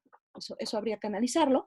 Pero lo interesante es que ellos Si dicen una palabra, porque ya casi discursos amplios no hay por el nivel de desplazamiento, si dicen una palabra y hay otro hablante chocholteco, en automático el otro hablante chocholteco lo corrige. ¿Sí? Y cuando yo digo con fines comunicativos, estoy diciendo que al final nosotros utilizamos la lengua A, B, C, D, F, la que sea, para comunicarnos. En la vida cotidiana, nosotros nos comunicamos. Y algo que decía importante Pere, por ejemplo, estos prejuicios, ¿no? En torno alrededor de la folclorización, que al final llega a ser a veces un proceso de minorización. Los chocholtecos ya no usan en su vida cotidiana el chocholteco, solo lo usan en estos procesos de folclorización, en el festival, etc. Entonces, como es una situación artificial, no es una situación comunicativa. En torno a quién ocupa mejor la lengua. Ya hay prejuicios en torno a ese no es hablante, ¿no? Ese no, ¿no? Aunque ni siquiera hayan hablado en 30 años, ya tienen ciertos prejuicios en torno a eso. El caso que aquí estoy poniendo en la diapositiva va más hacia la interacción. Es decir, tú tienes un problema, ¿no? Comunicativo, porque resulta que llega alguien que habla otra lengua y tú vas a tratar, ¿no? De comunicarte con ese otro. A veces en inglés, a veces en zapoteco, a veces en cualquier lengua en el que se requiera la comunicación, ¿sí? Pero en realidad eso es lo que no hemos documentado, ¿sí? O sea, que yo documente cómo se están peleando en el festival, está padre, pero es un momento artificial, es un momento fortuito, donde las instituciones juntaron a esos hablantes. Y aquí lo que estoy diciendo y de lo que hace falta en la etnografía de las lenguas indígenas es cómo los hablantes están utilizando la lengua. Si yo no sé cómo le están hablando, mi propuesta de revitalización no va a ser lo más exitosa que yo quisiera. ¿Por qué? Porque no sé cómo están jugándose los prejuicios y cómo se están jugando distintas relaciones en torno a cómo se hacen estos usos, ¿no? Por eso decía hace un rato lo de que las lenguas no están delimitadas por el Estado-nación. O sea, obviamente sí, por las políticas lingüísticas, pero en términos físicos e interaccionales, no necesariamente, ¿no? En la frontera, por ejemplo, donde yo trabajo, se pueden comunicar incluso a veces un poquito hablantes de una lengua que son cercanos a los hablantes de otra lengua que están emparentadas, ¿no? ¿Por qué? Porque necesitan vender. O porque fueron a la peregrinación y pues en la peregrinación van caminando y hablan o interactúan a veces en las lenguas indígenas. Y a veces no lo hacen en territorio mexicano, lo hacen en territorio guatemalteco, ¿sí? Entonces, eso sería lo interesante. ¿Cómo son esos procesos antes, en mi perspectiva, y en el caso de las lenguas indígenas, y en el caso de la necesidad de estas etnografías? Esa sería como una perspectiva necesaria. Y obviamente que los mejores etnógrafos para esto son los propios hablantes, ¿no? Porque obviamente nos va a faltar competencia lingüística, por utilizar un concepto, a los etnógrafos externos para desarrollarlo. Sí, como el zapoteco de Juchitán y el de la Sierra Juárez, o actualmente el zapoteco con el mije, que no están, por ejemplo, emparentadas, pero que por procesos de migración han empezado a tener cierta vecindad, ¿no? Algunos grupos o algunas familias, ¿no? Entonces, ¿cómo es eso? ¿Cómo es eso y qué prejuicios hay en las comunidades zapotecas hacia el mije cuando llegan? ¿Qué prejuicios hay hacia el zapoteco en comunidades mijes, por ejemplo? Eso no lo tenemos todavía claro. Por lo tanto, nuestro proceso revitalizador probablemente no sea tan exitoso si no tenemos claras estas valencias.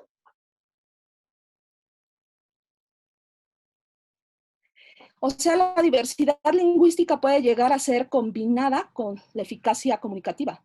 Pues sí, yo diría, uno revitaliza lenguas para que se usen y para comunicarnos, creo. Y en el caso catalán me dirán si no lo ocupan para eso, ¿no? O sea, para comunicarse, para hacer grupo, ¿no? Sí, la diversidad se puede mezclar, ¿no? Otra cosa que también he empezado a observar en la bibliografía, ¿no? Es que nos quedamos en el nivel siempre del bilingüismo, es decir, de 2 lenguas. Y desconocemos las interacciones comunicativas de familias multiétnicas, ¿no? Y hay muchos casos en Oaxaca, en todo el sureste mexicano, incluso en ciudades como Tijuana, hay muchos casos de familias interétnicas que no sabemos cómo están interactuando con su lengua A, con su lengua B, con su lengua C, ¿no? Entonces, creo que también incluso podríamos discutir qué estamos entendiendo por bilingüismo y hasta dónde nos da para describir estas interacciones comunicativas. Es lo que yo les decía, o sea, estar a favor de la diversidad lingüística no tiene que ser nada más en términos étnicos, también tiene que ser en reconocimiento, ¿no?, de toda la diversidad existente. Muy bien, espero ir contestando y no estarlos aburriendo. En ese sentido, lo que yo acabo de comentar hace un momento tiene un sentido un poco positivo, es decir, vamos a ver cómo interactúan, qué hacen, ¿no? Pero no todas las situaciones son positivas, ¿no? Ya Pere nos advirtió de eso. También hay contextos, y en el caso de las lenguas indígenas o las lenguas minorizadas, esto es más obvio. Hay contextos que no son amigables para la transmisión, para el uso, que son hostiles, que son indiferentes incluso a cada lengua, ¿no? ¿Cuáles son las causas y cuáles son los efectos? Pero no nada más en términos, pues se desplazó. ¿En serio? Porque yo en el caso, por ejemplo, chocholteco, incluso izcateco, que son lenguas súper desplazadas, sí observo desplazamiento, es obvio, ¿no? Sí, muchos de los hablantes ya son gente muy adulta, pero hay recordadores, ¿no? Hay lo que llaman hablantes de herencia, ¿no? O sea, ¿cuáles han sido las causas y los efectos? Eso no lo tenemos tan descrito. Y eso, incluso en términos negativos o en condiciones, ¿no? Porque también sería un prejuicio, ¿no? Yo llegar a un espacio donde hay mucho desplazamiento y decir, bueno, pues fue el Estado, ¿no? O sea, sí, en un nivel. Pero hay otras interacciones, ¿no?, que tendríamos que analizar. Si no, estamos imponiendo ya un prejuicio que, como dice Pere, no hemos validado con información empírica y que ese prejuicio puede limitar nuestro ingreso a la información empírica, ¿no? A observar el contexto y todo lo que pasa.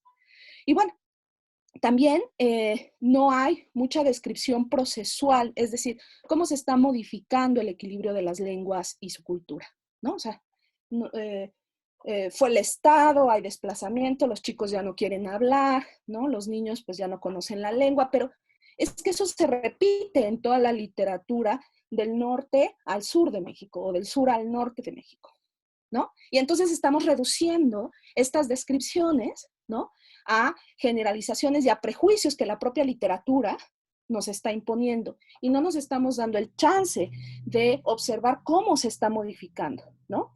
Y en esta observación, ¿no?, de condiciones negativas, ¿no?, podríamos encontrar algunas pautas de reversión, ¿no?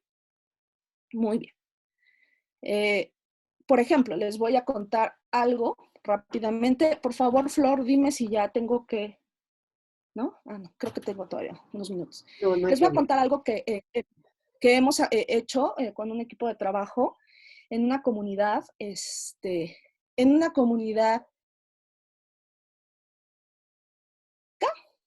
¿no? Porque tanto niños como adultos hablan la lengua así, súper bien, y hablan también español sin ningún problema. Digo atípica porque podríamos decir que tienen cierto bilingüismo equilibrado, aunque eso no existe, ¿verdad? Pero como con más tendencia hacia el uso de la lengua indígena. Pero todos hablan la lengua indígena, o sea, se comunican sin problema en la lengua indígena en la comunidad. Pero es una comunidad que está súper escondida con respecto a otras comunidades, ¿no? O sea, para llegar a esa comunidad, hace un año, antes de que hubiera carreteras 4T, tenías que subir y bajar un cerrito, que era un cerrito, pero Lorena, llegabas a mi lugar de descanso y no me soportaba, ¿no? Porque estaba yo muy cansada y al otro día otra vez, entonces era como mucho sufrimiento. Era una lingüística misionera contemporánea, ¿no? Para quienes hacen lingüística misionera entienden lo que digo. Y entonces, ellos fueron claros en qué querían trabajar con nosotros. Y bueno, dijeron, nosotros no necesitamos materiales, no necesitamos nada de eso, porque en realidad no hay escuelas, ¿no? Aquí, en la comunidad, no hay escuelas, tenemos que salir a otras comunidades. No necesitan materiales porque no tienen escuela. Bien, dije, está bien, ¿no? Ellos saben mejor qué necesitan. Y no necesitamos, en este momento, algo que nos motive a hablar la lengua porque nosotros hablamos la lengua. Bien. Y cuando les estoy diciendo que nosotros hablamos la lengua, es que todos están ahí reunidos diciéndonos eso y platicando muy, muy amenamente. Pero lo que queremos, ¿no? Es que nos hagan letreros para que el gobierno sepa que estamos aquí. Y yo, porque nos hagan que diga que nuestra comunidad se llama así y que aquí se habla tal lengua, para que todas las instituciones que vengan estén aquí. Entonces, yo dije, bueno, está bien, ¿no? Hicimos todo un trabajo interesante, ya después les platicaré qué pasó, o sea, cómo lo fuimos armando en otro momento, pero nosotros por la pandemia tardamos como 6 meses en regresar ya con el material terminado después de varias validaciones con ellos, etc. Y en esos 6 meses generan una carretera 4T. Entonces ya no me cansaba tanto, ya era muy fácil ir y regresar porque ya estaba el cerrito que lo separaba, ya estaba bastante acomodado para que una camioneta entrara y saliera. Y eso cambió por completo el equilibrio que había antes en la comunidad. No quiero decir por equilibrio que estaban perfectos, pero el equilibrio existente se modificó a otro equilibrio o a otro desequilibrio. Y entonces, cuando pusimos la señalética, ¿no? Contradictoriamente quedó como si fuera un centro turístico. O sea, la gente puede llegar al lugar, ver, está bellísimo, ¿no? Un paisaje lingüístico con las características de la SCT, etcétera, ¿no? Y entonces nos dimos cuenta que nosotros mismos sin querer estábamos modificando el paisaje lingüístico del lugar, pero además que estábamos incluso diciendo al externo, ven, conoce, ¿no? Y eso podría ser crítico y podría generar otro desequilibrio. Bueno, todo esto va a qué? Lo mejor que yo les podría decir en este momento sería, ¿qué creen? Hicimos paisaje lingüístico, todos felices, eso ya es revitalización. Pero no, generamos un efecto y tenemos que observar cuál es ese efecto, porque no podemos partir del prejuicio lingüístico de que hacer cosas por la lengua es en beneficio de la lengua y de la comunidad. Ojo, no siempre, y yo estoy casi segura que lo que nosotros hicimos no necesariamente va a ser muy benéfico a la larga para ellos, porque va a llamar la atención de los externos. A ver, tengo aquí unas preguntas, ya voy a acabar. Ok. Entonces, bueno, ¿cómo se modifica el equilibrio de las lenguas? ¿Cómo se modifica el equilibrio de los grupos, no? Antes no les hacían caso, ahora les van a hacer caso, y ahí vamos los revitalizadores a querer que les hagan caso y parece ser que el efecto no va a ser tan positivo como nosotros hubiéramos imaginado. Muy bien. En ese sentido, y para ir cerrando, ¿no? La gran pregunta que yo me haría, ¿no? Cuando empiezo un proyecto y sugeriría que nos hiciéramos cuando hacemos proyectos a favor o para la descripción de estas lenguas minorizadas, serían partir de preguntas básicas, ¿no? Creo que el acuerdo en estas dos participaciones ha sido eso, o sea, cuestiones básicas, ¿no? ¿Cómo nos estamos posicionando frente a la lengua? ¿Cómo nos estamos posicionando frente a acentos, por ejemplo, a variedades dialectales, ¿no?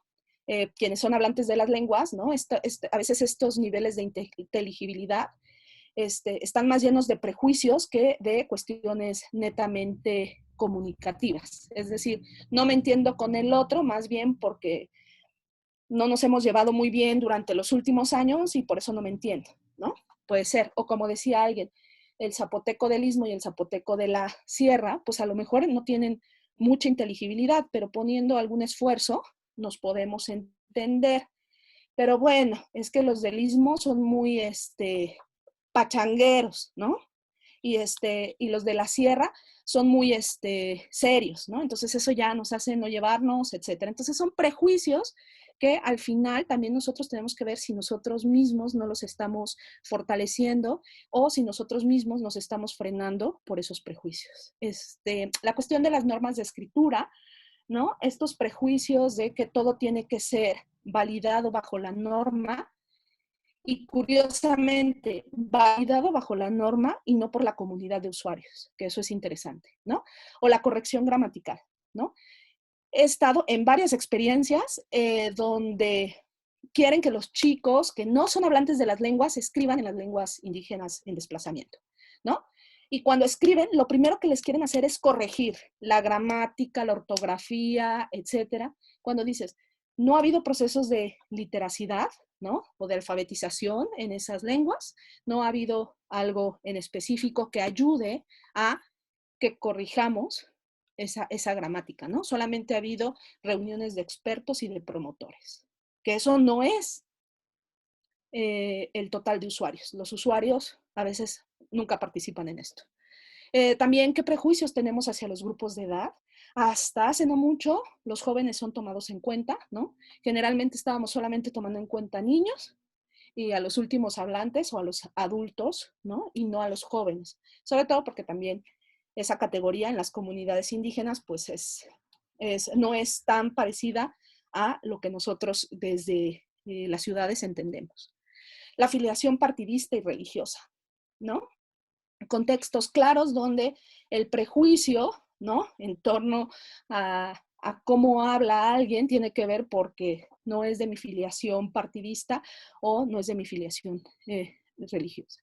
Y por último, estos prejuicios lingüísticos hacia el rescate, ¿no? Hacia el fortalecimiento, hacia la promoción. ¿Qué entendemos y qué idea tenemos, ¿no? ¿Qué juicio de valor tenemos sobre eso, ¿no? Entonces, creo que hay mucho campo virgen por desarrollar. Creo que hay muchas preguntas por contestarnos y creo que hay mucha gente que podría, ¿no? Ayudar a los que a veces estamos haciendo investigación a quitarnos ciertos prejuicios que tenemos sobre ciertas lenguas y sobre ciertas comunidades. Y esa sería mi participación. Gracias. Muchas gracias, doctora Lorena. Pues vemos que la doctora Lorena tiene esta habilidad de estar viendo los mensajes en el chat y de ir contestando. Entonces, pues muchas gracias. Quedaron las dudas ya respondidas. Para finalizar, no sé si gusta el doctor Pérez hacer el último comentario, conectar o alguna inquietud. Sí, gracias. Bueno, Lorena, muchas gracias por tu presentación. Me ha parecido extremadamente interesante. Además, nos falta tanto conocimiento de vuestro entorno, ¿no? Llega tan poca cosa y excepto los especialistas que focalizan su interés en una determinada zona, realmente no sabemos nada, ¿no? Y eso me lleva a reflexiones de hasta qué punto, en cierto sentido, compartimos algunas cosas, como entre, por ejemplo, las lenguas indígenas o una lengua minorizada o más o menos minorizada como el catalán, y al mismo tiempo cuántas cosas que son peculiares, ¿no? Y me ha llamado mucho la atención esa cuestión que contabas de la identidad. Quien tiene una lengua indígena tiene identidad, por lo tanto, quien no la tiene, no tiene.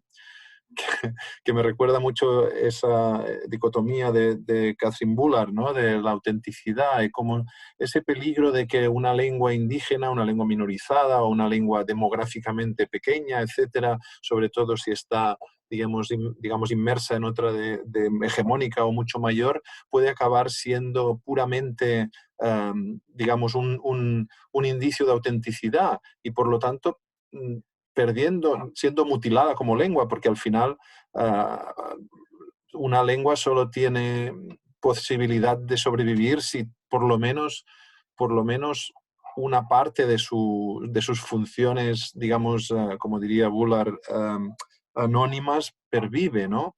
Y cómo puede llegar a ser, incluso has dicho, una lengua ceremonial, ¿no? Que solo se usa puramente en momentos de refuerzo identitario. Me parece muy interesante y muy extraño desde Europa, ¿no? Por otra parte.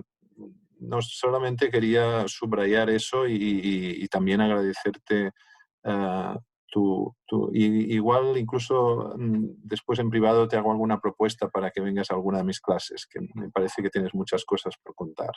Muchas gracias.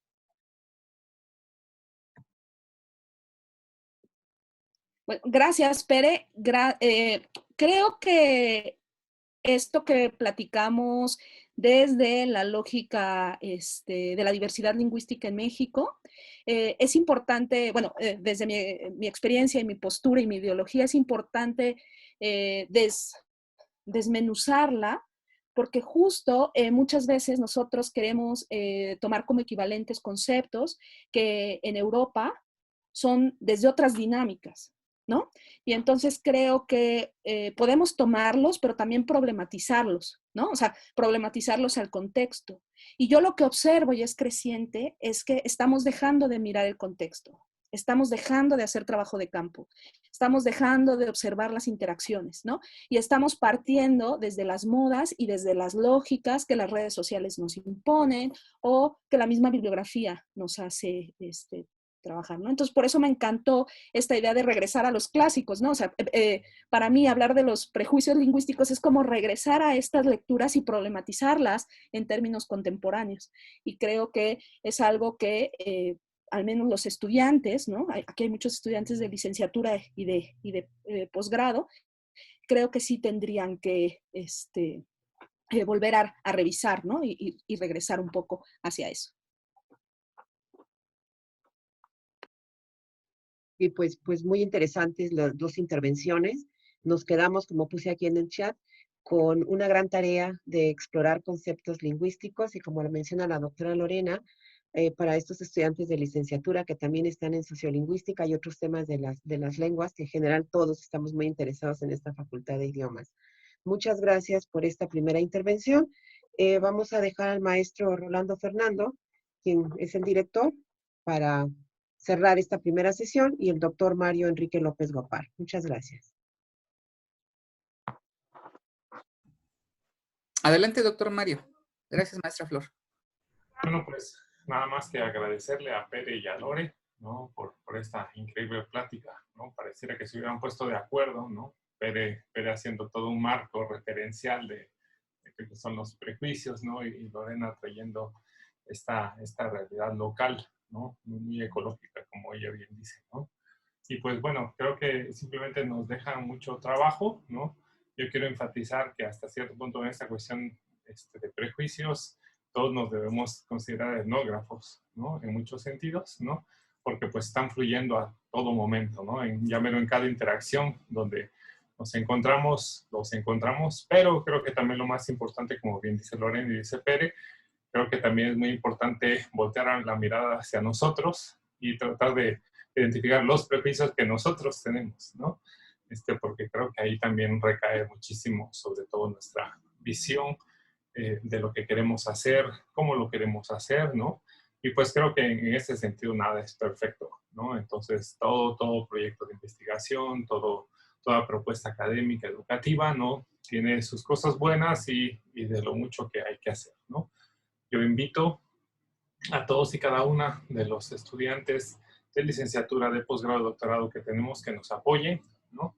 Esto porque creo que esos vacíos que tenemos, son esas lagunas que tenemos, definitivamente ellos las pueden llenar y sobre todo también ellos pueden traer una nueva visión ecológica, de lo que dice Lorena, porque también la visión ecológica también depende de pues, la mirada o perspectiva, ¿no? de los participantes de investigación. Entonces, pues entre más personas nos digan cómo es esta cuestión social, ecológica, actual, compleja, ¿no? Pues muchísimo más rica será nuestra investigación, ¿no? Pues otra vez enhorabuena, muchas gracias Pere, ¿no? Creo que ya nos dimos cuenta, cuando nos empezamos a dar cuenta nada más con estas ponencias que tenemos mucho en común, ¿no? Donde hasta cierto punto las realidades que parecieran muy distintas, que quizás no conocemos profundamente. Para mí fue muy interesante, Pere, en eso, somos lingüistas, ¿no? Pero una de las primeras citas que tú compartiste, que era en castellano, sobre la cuestión catalana, yo decía, ¿qué es eso? ¿Qué es eso? ¿Qué es eso? ¿No? O sea, todo ese vacío contextual, ¿no? que a pesar de que estaba en catalán, yo ya como subrayar, que entendí creo el 50% de esto, ¿no? Pero era toda una cuestión de contextual, de instituciones y todo eso, ¿no? Que pues nos lleva a ver que hasta cierto punto el no conocer el contexto de fondo definitivamente pasaría muchas cosas sobre nuestra cabeza, ¿no? Pero precisamente por eso la visión ecológica de la Carla Lorena es súper importante, ¿no? Donde todos estos prejuicios y todo están conectados con cuestiones históricas, sociales, políticas, económicas, actuales y de 500 años para atrás, ¿no? O de muchísimo tiempo atrás. Entonces, a esa perspectiva etnográfica, ¿no? Sociolingüística, pues da pie para empezar a desenterrar todas esas cuestiones de prejuicios lingüísticos que todos y cada uno poseemos, ¿no? Y pues los que queremos simplemente es empezar a cambiarlos para poder tener una quizás mejor apertura, ¿no? No solamente en la enseñanza de lengua, sino también en que las personas pues aprendan o sigan aprendiendo su lengua, como bien dice Lorena, ¿no? Pues no hay mucho que hacer nada más en la cuestión de revitalización, simplemente enséñaselo a los niños y a las niñas, ¿no? Entonces queremos eso, ¿no? Que siga habiendo esa enseñanza y esa transmisión intergeneracional, ¿no? Que mucha falta nos hace, ¿no? Pues enhorabuena, muchas gracias otra vez, maestra Flor, ¿no? Por toda su organización y pues le cedo el micrófono al maestro Fernando. Adelante. Muchas gracias, doctor Mario. Pues agradecerle otra vez a la doctora Lorena, al doctor Pérez, ¿no? Por estas 2 horas de reflexión que nos regalaron. Creo que fue bastante, yo me salí en un momento porque tuve otra reunión, pero me volví a conectar, no pude escuchar todo, pero de lo poco que escuché o de lo mucho que escuché, pues es reflexión. Y no únicamente para estudiantes, ¿no? Porque aquí comentaba Vianney, creo si no mal recuerdo, leí en el chat, ¿no? Pues es un aprendizaje, dice, para nosotros como estudiantes. Pues yo creo que esto es para todos. No es únicamente para estudiantes de licenciatura o posgrado, yo creo que es para nosotros como docentes, ¿no? De que a veces no, nos falta reflexionar, nos falta escuchar muchas veces, porque a veces leemos o podemos verlo plasmado en letras, pero hasta que escuchamos a las personas. No es lo mismo a veces leer un libro que alguien nos cuente a profundidad sobre el tema cuando conocen del tema, porque a veces leemos pero desconocemos. Y creo que esas 2 horas fueron de mucha reflexión y más por lo que estoy leyendo aquí en los comentarios. Y hay pues compañeros que nos están acompañando de Tehuantepec, ¿no? De nuestra sede de Tehuantepec, donde pues el zapoteco ahí está muy presente y donde los mismos zapotecos están aprendiendo zapoteco porque no lo aprendieron en algún momento. Entonces estamos todos en un proceso de aprendizaje y de reflexión. Yo agradezco mucho a Pere y a Lore, ¿no? Porque son 2 expertos en el tema. A Lore la conocemos pues aquí en la facultad y sabemos su capacidad y los temas que lleva, pero creo que hace buena pareja con Pere, ¿no? Para escribir incluso un libro, un artículo, porque tienen mucho en común.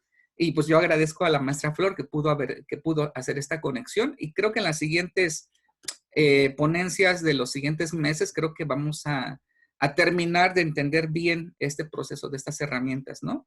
Entonces, pues agradezco mucho a todos, al doctor Mario, a todo el cuerpo académico, a mis compañeros maestros que estamos aquí, a los coordinadores y a todo el público que nos acompaña, ¿no? Estamos conectados 143 personas y al inicio empezaron a decir de dónde se ubican. Y vuelvo a mencionar que la ventaja, ¿no? Algo bueno de todo esto malo es que podemos estar reunidos y pues poder escuchar a Pere, porque si no tuviésemos esta situación y estas herramientas, pues simplemente Pere seguirá haciendo sus ponencias en Barcelona o en Europa, pero estamos compartiendo y está compartiendo con Oaxaca, ¿no? Como dijo el doctor Mario al inicio, ¿no? Oaxaca se conoce, se nombra, se le menciona como el lugar de la resistencia también y tiene mucho que ver con los docentes, ¿no? De acá de Oaxaca. Pues muchísimas gracias, enhorabuena y muchas felicidades a todos. Muchas gracias, director. Sí, es cierto, nos quedó aquí con más para conocer más, entonces nos quedamos muy inquietos con estas ponencias, ¿no? De la doctora Lorena y el doctor Pérez. Muchas gracias. Bueno, como aquí también se entrega una constancia al final del evento, al final del coloquio, el final es 27 de mayo, la siguiente ponencia es el 25 de marzo. También todas van a estar muy interesantes, todas, cada una. Aquí dejé un link para que por favor se anoten, porque así se hace el registro para extender su constancia digital. Muchas gracias a todos y a todas. Espero acá para que, bueno, conforme vayan saliendo se anotan, por favor. Gracias. Gracias. Gracias, Pere. Igualmente, Hasta luego. un placer, un abrazo. Hasta pronto. Abrazo. Buenas noches en España. Adiós, gracias. Ya son las 7 de la noche, ¿verdad? Ya el doctor Pérez ya se va a dormir, nosotros vamos a comer. Sí. Apenas a tomar el cafecito con las galletas. Apenas son las 12. A escuchar el Dios nunca muere apenas. Ah, la torta, porque es lo que comemos ahorita. Sí, ¿no? las La del 12 torta del o- día. Yo le voy a decir a, Hasta luego. yo le voy a decir a Pere que es viernes y el cuerpo lo sabe, pero no sé si me iba a entender. Yo creo Sí, que no están en esos contextos lingüísticos. Bueno, cuídense. Gracias, hasta luego. Gracias a todos, hasta luego. Hasta luego. Adiós, adiós. Gracias, maestro Israel. Gracias, maestra Verónica Rivera. Maestro Eleazar. Aquí todavía quedan algunos asistentes.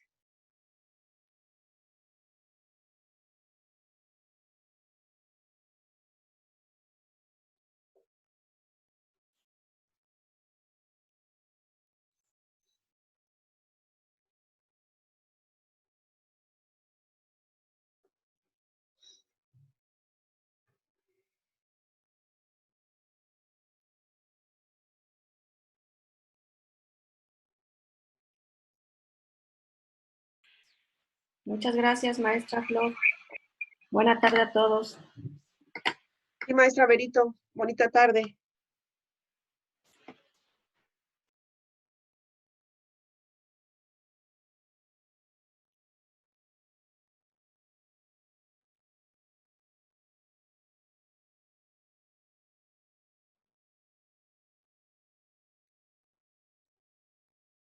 Gracias, maestra. Sí, gracias, Yaney. Muy, muy interesantes preguntas. A ustedes. Muchas gracias, maestra Flor. Gracias, doctor Pérez. Sí, gracias a ustedes. Muchas gracias Hasta por haber luego. entrado. Gracias. Gracias a todos los participantes, a los asistentes. Muchas gracias. Nos quedamos con varios conceptos por explorar. Gracias a todos, ¿ok?